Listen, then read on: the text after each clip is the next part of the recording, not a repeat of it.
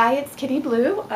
This is going to be prompt number 8 for BJD Addicts, and the question was stigmas and stereotypes in the BJD hobby. As I said in the previous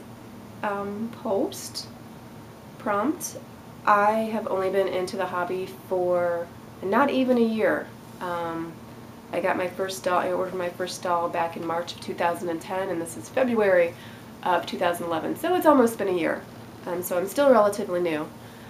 And I really can't think of any like stigmas and stereotypes other than just people thinking that, you know, people that collect dolls are a little weird and that they're compensating for not having children or something like that, which actually I don't. But I just, yeah, I don't actually understand any of the stereotypes. I've not really heard too many of the stereotypes, other than, like, you know, like I just said, you know, some people thinking that, oh, you know, you're compensating because you don't have any friends or you know, children or anything like that. I think for me it's just really an artistic kind of like thing, as well as fashion and everything, so I don't feel that I'm compensating for anything like that. But I was going somewhere with that conversation. But yeah, stereotypes. Yeah, I really can't, like I said, I really can't think of any because I haven't been in the hobby very long.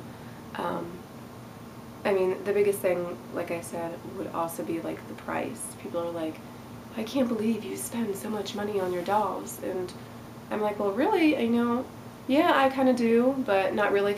I mean, I collect the resin soul dolls, which are kind of on the lower end, price-wise, on the lower end of the BJD spectrum. So they're still, you know, for a normal person, you know, spending $150 on a doll is a little strange to them. But I pretty much like take it into an addiction. Even like like this prompt, BJD Addictions. I don't do anything else. Well, I do other things, but you know, it's like I'm not addicted to drugs. I'm not addicted to smoking or addicted to drinking or anything like that. So I pretty much, like, you know, tell people, I'm like, look, you know, I don't really have any addictions. You know, I've been lucky enough to get, you know, my debts paid off to where I have a little extra money, and now I can enjoy, you know, spending it on things that I like. So that's pretty much how I try to go about, you know, telling people and explaining it to people that, not that they understand, they still usually don't. But I think that's it for as far as stereotypes, other than, just like I said, I collect the resin soul dolls and the Bobobi dolls. I really like the resin soul sculpt better than Bobobi, but I do have a few head sculpts from Bobobi. There's a lot of stereotypes, I think, and stigmas on those dolls and people that collect them for some reason. This is what I've heard. It's not something that I've experienced or anything like that, but a lot of people, you know, have said that there's people out there that are, oh no, you don't want to buy that doll, it's cheap, you know, it's poorly made, and you know, it's not good quality or anything like that. And I don't understand that. Everybody has their own preference for what kind of doll they like. They're attracted to it, they're drawn to it for different reasons. And just because, you know, my doll is less expensive, you know, $150 versus, you know, $300, $400, $500, I don't think that necessarily